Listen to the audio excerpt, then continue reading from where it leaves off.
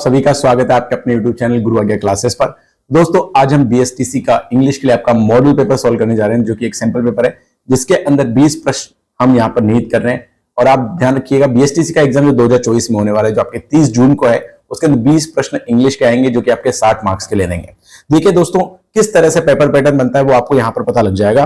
देखिए, सबसे पहला प्रश्न अगर मैं बात करता हूं तो यहाँ पर बन रहा है आपका वन वर्ड से, सिनोनिम से, मतलब वोकैबुलरी का पार्ट है। लिखा हुआ है प्रश्न, थोड़ा ध्यान से पढ़िएगा। Choose the word which is most appropriate the same meaning as the word given. देखिए, प्रश्न में अगर आपसे पूछता है सेम मीनिंग, या फिर अगर पूछ ले बच्चों सिमिलर वर्ड, या पूछ ले सिमिलर वर्ड, या फिर अगर प्रश्न में दे दे सिनोनिम, तो याद रखिएगा तीनों का अर्थ यह है कि आपको समानार्थी शब्द बताना है। क्या बताना है दोस्तों? समानार्थी शब्द बताना है। तो देखिए, सबसे पहले आपको प्रश्न में जो दिया है वो है आपके पास केयर। क्या है दोस्तों? केयर। अब केयर का आपको ढूंढना है समानार्थी शब्द क्या है। उसके लिए आपको ऑप्शन के सारे जितने भी दे रखे हैं उनके अर्थ पता होने चाहिए। देखिए, पहला यहां पर एक ग्रीफ। ग्रीफ का मतलब होता है दर्द, दुख, या फिर हम इसको इंग्लिश में भी कह सकते हैं दोस्तों पेन। दूसरा यहां पर वांट। वांट का मतलब होता है चाहना या फिर इच्छा, जिसका दूसरा मीनिंग हम इंग्लिश में कह सकते हैं दोस्तों डिजायर। नीड जो है इसका अर्थ होता है जरूरत। क्या होता है? जरूरत या फिर देखभाल। ठीक है। और प्लेजर का मतलब होता है खुश होना या फिर हैप्पीनेस, या हम कह सकते हैं जॉय। तो उस हिसाब से देखिए, ना तो प्लेजर यहां पे आंसर बन रहा है, ना ही वांट, ना ही ग्रीफ। तो केयर का करेक्ट आंसर क्या बन रहा है दोस्तों? नीड बन रहा है। क्या बन रहा है? नीड। तो फर्स्ट में आप आंसर कर देंगे थर्ड। देखिए पहले बच्चों, प्रश्न संख्या 2 पर चलिए। यहां पर आपको फिर से पूछा है choose the correct word which is the most appropriate the same in meaning as the word given. भाई देखो, कवर। कवर का मतलब क्या होता है भैया? किसी चीज को ढकना। क्या होता है भाई? ढकना, या किसी चीज को शामिल करना। क्या करना? शामिल करना। या फिर एक और अर्थ इसको हम बोल सकते हैं इंक्लूड करना। क्या करना भाई? इंक्लूड करना। अब आप लोग आंसर देखते हैं। कंसील का मतलब होता है किसी चीज को छिपाना। क्या होता है दोस्तों? छिपाना, या फिर हम इसको कह सकते हैं हाइड करना। क्या करना? हाइड करना। वैसे एक और शब्द आपके सामने रिवील। रिवील का मतलब होता है किसी चीज को प्रकाशित करना, किसी के सामने लेकर आना, प्रकाशित करना, या फिर हम लिख सकते हैं इसको पब्लिश करना। ओके। अगला है आपके पास दोस्तों सप्रेस। सप्रेस का मतलब होता है किसी चीज को दबाना या हराना या डिफीट करना। क्या करना दोस्तों? डिफीट करना। तो एक आंसर मात्र बचता है इंक्लूड। इंक्लूड का मतलब होता है शामिल करना, और वही हमारा क्या अर्थ क्या है? कवर। देखो दोस्तों, एक प्रश्न हमने अब तक 2 प्रश्न किए, लेकिन 2 प्रश्न में 8 मीनिंग सीखे हैं। कितने भाई? 8 मीनिंग सीखे। इसका मतलब दोस्तों समझ जाइए, हमारे 8 प्रश्न आप मेरे वोकेबुलरी से तैयार हो चुके हैं। तो आपको वोकेबुलरी भी ऐसे ही तैयार करनी है। देखिए पहले बच्चों, प्रश्न संख्या 3 देखिए। Out of the 4 alternative choose that one which can be substituted. अच्छा जी, सुनिएगा। अगर वाक्य में आपसे बोल दे सब्स्टिट्यूट, ऑल्टरनेटिव, ठीक है, अपोजिट, या फिर बोल दे एंटोनिम, ठीक है, तो इन सब का मतलब क्या है कि आपको भैया विपरीत अर्थ वाला शब्द ढूंढना है। कौन सा? विपरीत अर्थ वाला शब्द ढूंढना है।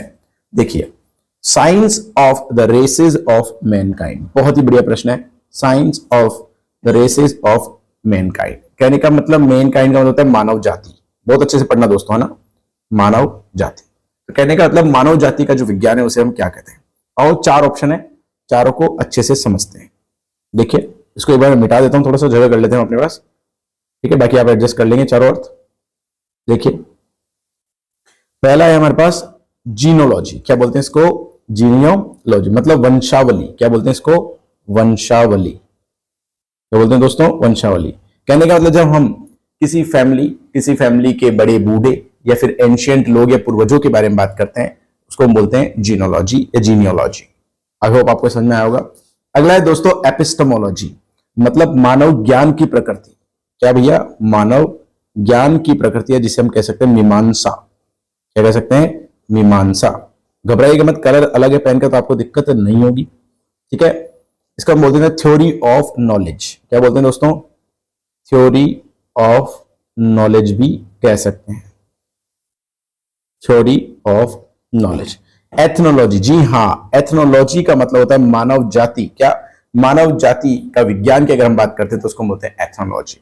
तो जी हाँ, तो करेक्ट आंसर आपका क्या बनेगा? Science of races of the mankind. Third will be the correct answer.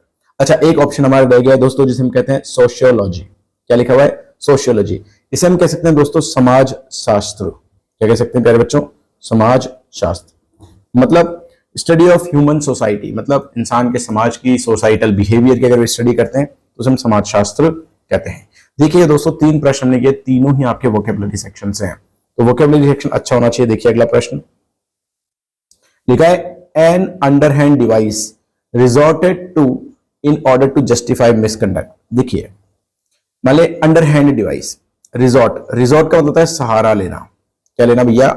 सहारा लेना। मतलब एक ऐसा यंत्र, डिवाइस का मतलब एक ऐसा यंत्र जिसका सहारा लिया जाता है। क्या लिया जाता है? सहारा लिया जाता है। किसके लिए सहारा लिया जाता है भाई? देखो, in order to justify misconduct, मतलब मिसकंडक्ट मतलब किसी की गलती को क्या करना? जस्टिफाई करने के लिए सहारा लिया जाता है। ठीक है, आओ इन शब्दों को समझते हैं। देखिए सबसे पहली बात, यहां पर एक शब्द यूज हुआ है सटरफ्यूज, SUBTER, सटरफ्यूज। इसका मतलब तो होता है छल करना। क्या करना दोस्तों? छल करना। ध्यान से देखिए, थोड़ा सा जगह कर लेते हैं हम अपने पास। देखिए सबसे पहला है इसका मतलब छल करना, और हमारा वाक्य क्या है? किसी चीज की मदद लेना जिससे हम क्या कर रहे हैं? गलती को भी क्या कर रहे हैं? न्याय उचित बना रहे हैं।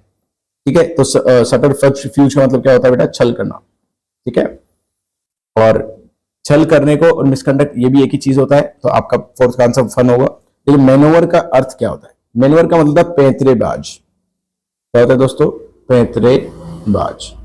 कहने का मतलब मान लीजिए किसी भी मूवमेंट, अगर मान लीजिए एक तरह का मूवमेंट है, उसके अंदर आपको स्किल चाहिए। क्या चाहिए? स्किल चाहिए, निपुणता चाहिए, उसको बोलते हैं मैनोवर, पैंतरेबाज। स्ट्रेटजिज्म, क्या लिखा है दोस्तों? स्ट्रेटजिज्म। इसका मतलब है कपट करना। क्या करना दोस्तों? कपट करना। एक तरह की स्कीम होती है जिसके अंदर आपको पागल बनाया जाता है ना? प्लॉट सेट किया जाता है अच्छा सा, फिर आपको अलग से कहानी बनाई जाती है। अगला है कॉम्प्लिसिटी। क्या है दोस्तों? कॉम्प्लिसिटी मतलब सह अपराध। कहने का मतलब कोई भी आदमी आपका अपराध में साथ दे रहा है। क्या दे रहा है? साथ दे रहा है, उसको हम बोलते हैं कॉम्प्लिसिटी या अकम्प्लिस। ठीक है, तो मिसकंडक्ट मतलब एक तरह से हम क्या कर रहे हैं? अपने गलतियों को क्या कर रहे हैं? जस्टिफाई करने की कोशिश करें तो हम उसको क्या बोलते हैं? छल करना, सबटरफ्यूज करना। आइए दोस्तों, प्रश्न संख्या 5 देखिएगा। अब यहां पर ये वाला जो प्रश्न है आपका डायरेक्ट इनडायरेक्ट से बना है, तो उस हिसाब से हम आंसर करेंगे। लिखा हुआ है the new student asked the old one do you know my name. देखिए ये पहला आंसर है, the new student asked the old one. ये तो ऐसे कैसे रह जाएगा, कोई दिक्कत नहीं है। ठीक है, डू यू, तो इसमें हमेशा याद रखिएगा जो हेल्पिंग वर्ब पहले आती है तो हेल्पिंग वर्ब को आगे शिफ्ट किया जाता है और क्या लाया जाता है? पहले सब्जेक्ट लाया जाता है। और इसके अंदर हमेशा कनेक्टर जो लगता है दोस्तों, क्या लगता है? इफ लगता है। क्या लगता है? इफ। अगर कनेक्टर इफ लगता है, याद रखिएगा कोई भी डायरेक्ट डायरेक्ट अगर हेल्पिंग वर्ब से स्टार्ट हो रहा है तो कनेक्टर क्या लगेगा? इफ। यहां देखो इफ यहां है और यहां है, बाकी को उड़ा दीजिए, बाकी को हम क्या कर देंगे? ऑटोमेटिकली यहां से रिमूव कर देंगे। देखिए अब देखो सब्जेक्ट यहां पर यू है, यू आगे लेकर जाएंगे। यू क्या होता है भैया? Second person. क्या होता है दोस्तों? Second person. यू अगर सेकंड पर्सन है तो ऑब्जेक्ट के हिसाब से बदलेगा। किसके हिसाब से बदलेगा? ऑब्जेक्ट के हिसाब से बदलेगा। New student asked the old one. Old one को क्या बनेगा? लड़का, तो वहां पर बन जाएगा ही। आंसर बनेगा the new student asked the old one if he, और नो की सेकंड फॉर्म लग जाएगी new, if he new his name. देखिएगा इफ ही नोज नहीं आएगा, यहां पर जो टेंस है वो पास्ट टेंस में जाएगा, तो आंसर क्या बनेगा? न्यू। करेक्ट आंसर लगा लीजिए दोस्तों 5th का 1। दोस्तों 5th का 1 will be the correct answer. आइए अगले प्रश्न की ओर बढ़ते हैं, प्रश्न संख्या 6। लिखा हुआ है आई वॉन्ड हर। वॉन्ड का मतलब यहां पर क्या होता है? चेतावनी देना। तो मैंने उसे चेतावनी दी थी, that I could no longer tolerate her coming late. That I could no longer tolerate her coming late. यहां पर देखिएगा दोस्तों प्रश्न बन रहा है। क्या बन रहा है? प्रश्न बन रहा है, और ये इनडायरेक्ट स्पीच है। कौन सा है? इनडायरेक्ट स्पीच है। अगर इनडायरेक्ट स्पीच है तो वॉन्ड हर को पहले हम बदलेंगे किसमें? सैड टू में। किसमें बदलेंगे दोस्तों? सैड टू में बदलेंगे। ठीक है, और कंजंक्शन यहां पर क्या करेंगे? दैट को हटा देंगे। किसको हटा देंगे? दैट को हटा देंगे, और इन्वर्टेड कॉमास लगाएंगे। तो सबसे पहले देखिएगा इसके अंदर सर्वप्रथम ध्यान से समझिएगा, यहां पर आई सेड टू हर तो बन जाएगा। अब देखो यहां पर क्या लिखा हुआ है? आई, तो आई का क्या रहेगा? आई ही रहेगा। कुड का कैन बन जाएगा अपोजिट में जाकर, वेरी गुड। ठीक है, टॉलरेट हर, हर का क्या बनेगा? यहां पर चूंकि हर यहां पर सेकंड पर्सन में आ रहा है तो इसका बनेगा योर। क्या बनेगा, योवर। यहां पर देखिए प्रश्न से हम क्या बना रहे हैं, उत्तर बना रहे हैं दोस्तों। तो याद रखिएगा इसका करेक्ट आंसर होगा दोस्तों सेकंड। इसके लिए आप डायरेक्ट इनडायरेक्ट के लिए इंतजार करें, हम थोड़े दिनों में डायरेक्ट इनडायरेक्ट की थ्योरी प्लस क्वेश्चन आंसर भी लेकर आने वाले हैं, बहुत ध्यान से देखना। उसके लिए आप चैनल को सब्सक्राइब कर लीजिए दोस्तों। 7वां प्रश्न देखते हैं। I usually go to work blank space car, कि मैं सामान्यतः काम पर जाता हूं किसके द्वारा, कार के द्वारा। तो जब भी किसी चीज की मदद लेते हैं तो यहां पर क्या लगाते हैं दोस्तों, बाय लगाते हैं। क्या लगाते हैं दोस्तों, बाय। और ये याद रखिएगा यातायात के साधन, जी हाँ दोस्तों मैं लिखवा रहा हूं यातायात के साधन, मान लो तक या दरमियान, अगर ये दो अर्थ हो तो इनके साथ हमेशा किसका प्रयोग होगा, बाय का प्रयोग होगा। आइए दोस्तों प्रश्न संख्या 8 देखते हैं। लिखा हुआ he did not go the whole book before giving his opinion about it. देखिए उसने पूरी बुक नहीं पढ़ी, उसने पूरी बुक नहीं पढ़ी। और यहां पर एक है कि शुरू से अंत, याद रखिए जब भी हम किसी चीज के शुरू से अंत की बात करते हैं।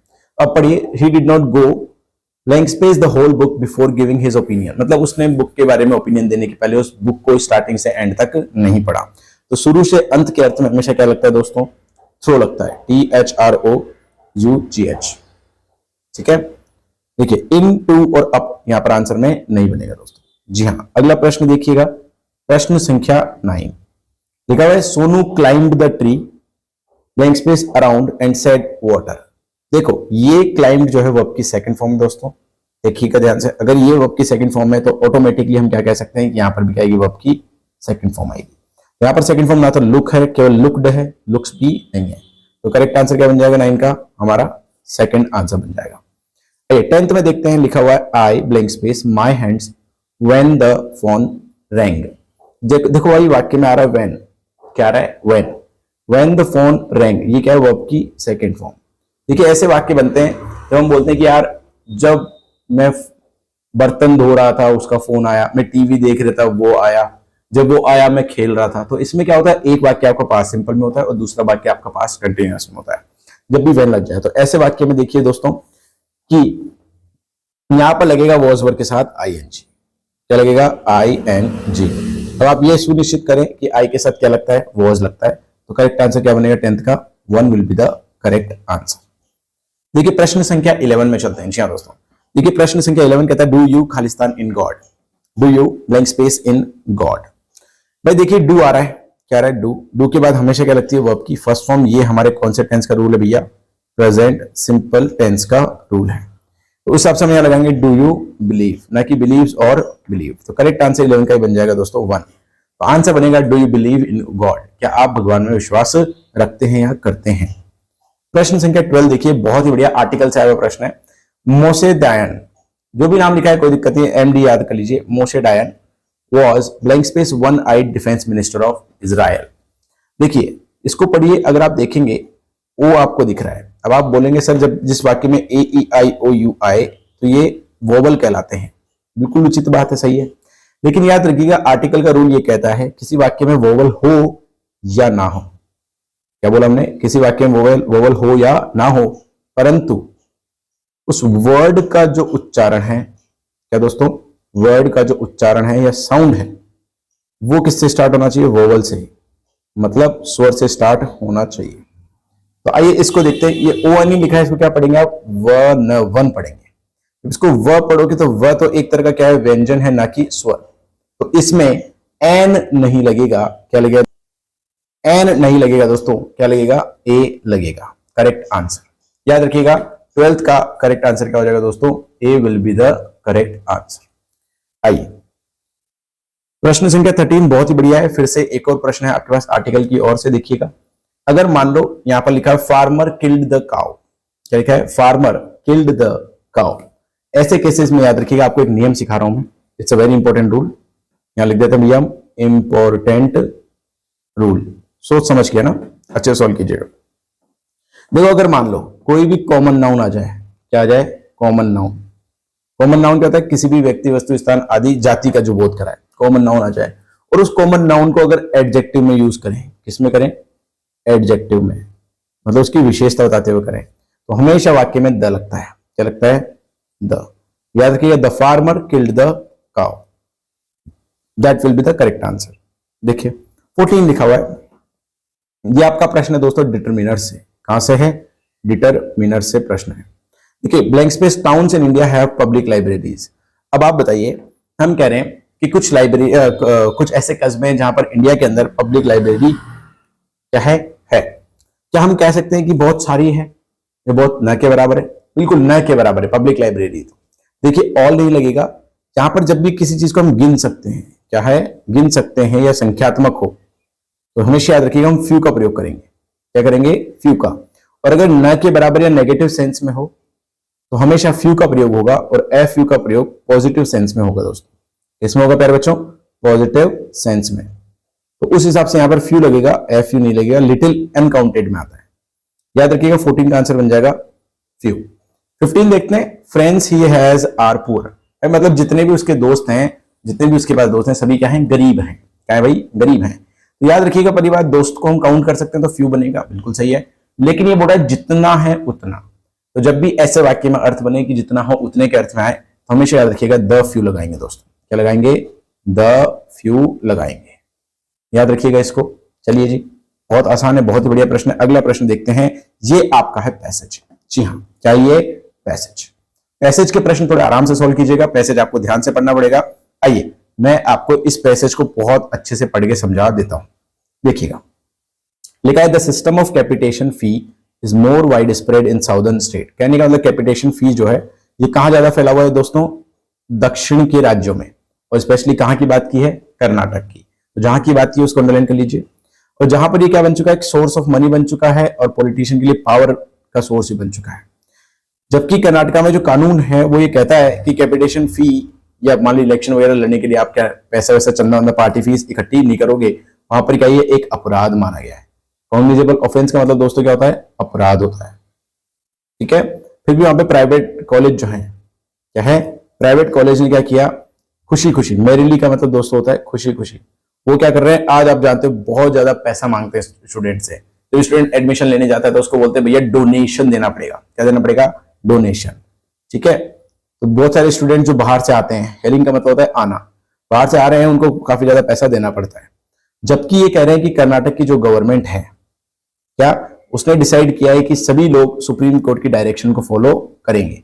अबाइड का मतलब फॉलो करना, मानना। और कुछ प्राइवेट कॉलेज है मैनेजमेंट के, इन्होंने क्या किया? इस चीज के क्या किया है? इस एटीट्यूड को बहुत ज्यादा ऐसा लिया है कि यार ये तो डराने वाला है और हमारे इंस्टीट्यूशन को क्या कर सकता है? बंद कर सकता है अगर हम डोनेशन वगैरह ना लें। तो गवर्नमेंट को क्या करना चाहिए? हेजिटेट या मतलब हिचकना नहीं चाहिए। गवर्नमेंट को क्या नहीं करना चाहिए दोस्तों? हिचकना नहीं चाहिए कि इन कॉलेजों के खिलाफ स्ट्रॉन्ग एक्शन ले जो भी क्या कर रहे हैं? गाइडलाइन का वॉयलेशन कर रहे हैं। वॉयलेशन का मतलब होता है उल्लंघन करना। क्या करना दोस्तों? उल्लंघन करना। पूरे पैसेज को मैं आपको पढ़ा रहा हूं दोस्तों, हर एक वर्ड को ध्यान से समझिएगा। द स्मार्ट ऑपरेटर्स, ये जितने भी ऑपरेटर्स हैं, इनको क्या करना चाहिए? सुप्रीम कोर्ट की रूलिंग को सर्कमवेंट मतलब इग्नोर नहीं करने देना चाहिए। और जिस प्रकार इकोनॉमिक कैपेसिटी स्टेट की कि वो पर्याप्त मात्रा में अपॉर्चुनिटी प्रोवाइड नहीं कर सकता प्रोफेशनल एजुकेशन में, तो इसका लिए क्या करना चाहिए? गवर्नमेंट को इनिशिएटिव लेना चाहिए, पहल करनी चाहिए, और लोगों को रोकना चाहिए कि ये प्राइवेट रिसोर्सेज जो हैं ज्यादा क्वालिटी एजुकेशन देने के नाम पर लोगों से पैसे ना ऐठें, ना ही वो मेडिकल में फील्ड में हो, ना ही वो इंजीनियरिंग फील्ड में।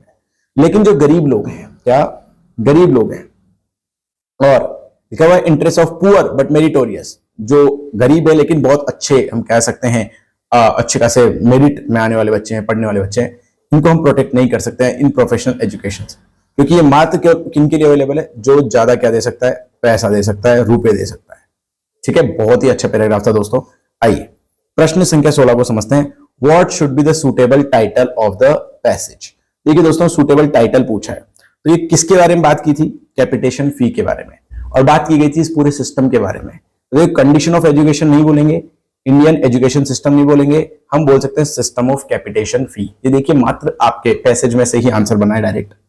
आइए प्रश्न संख्या 17 देखिए, लिखा है where did the system of capitation fee more wide spread. देखो ये मैंने आपके वहां पर अंडरलाइन भी करवाया था। ठीक है, एक पर्टिकुलर स्टेट की बात की गई है, वो क्या है आपका दोस्तों? कर्नाटका। कि मात्र एक बार पैसेज पढ़ने से आपके सारे आंसर बन सकते हैं। आइए अगला प्रश्न है, what are the demands of private college. ये प्राइवेट कॉलेज मांगते क्या है? ये तो आपको पता है, बता दीजिए 1 2 3 4 what could be the correct answer. ये जो प्राइवेट जो कॉलेज वगैरह होते हैं क्या करते हैं? बहुत ज्यादा पैसा मांगते हैं, जिसको हम लिख सकते हैं ह्यूज अमाउंट ऑफ मनी। ठीक है, आगे देखिए प्रश्न संख्या 19 कहता है what should the government do, government को क्या करना चाहिए। मान लीजिए आप इस जगह होते हैं तो आप गवर्नमेंट की तरफ से क्या करते हैं। हम भैया ये करते हैं कि जो भी लोग फीस वगैरह ले रहे हैं इनके खिलाफ एक बहुत स्ट्रॉन्ग एक्शन लेते हैं और इनकी जो भी गलती है इनको क्या करते हैं, हम इनको सजा दिलाते हैं। तो आंसर क्या बनेगा हमारा, टू टेक स्ट्रॉन्ग एक्शन। हम क्या करेंगे भैया, स्ट्रॉन्ग एक्शन लेंगे इस केस में। लास्ट प्रश्न है हमारे इस मॉडल पेपर का, ध्यान से पढ़िएगा दोस्तों। लिखा है why does private initiative play an important role. हम ये कह रहे हैं private initiative important role play क्यों करते हैं। यार इसलिए करते हैं क्योंकि स्टेट क्या है, अनेबल है प्रोवाइड करने में, इकोनॉमी, प्रोफेशनल एजुकेशन वगैरह प्रोवाइड करने में। अभी हमने पढ़ा था लास्ट लाइन में, है ना। तो पहली लाइन ही देखिए, the state is unable to provide adequate economy. तो करेक्ट आंसर यहाँ क्या बन जाएगा दोस्तों, 20 का ए। तो जी हाँ दोस्तों, मात्र कुछ ही मिनटों में हमने क्या किया, एक पूरे मॉडल पेपर को सॉल्व किया। इससे भी कम समय में आपको क्या करना है, एग्जाम में इन प्रश्नों को सॉल्व करना है। बस ये मॉडल पेपर का एक ही हमारा मकसद है कि हम आपको पेपर का पैटर्न समझा सके कि एग्जाम में क्वेश्चन कैसे कैसे आते हैं। जी हाँ दोस्तों, तो जय हिंद, बने रहेगा हमारे साथ। जय हिंद।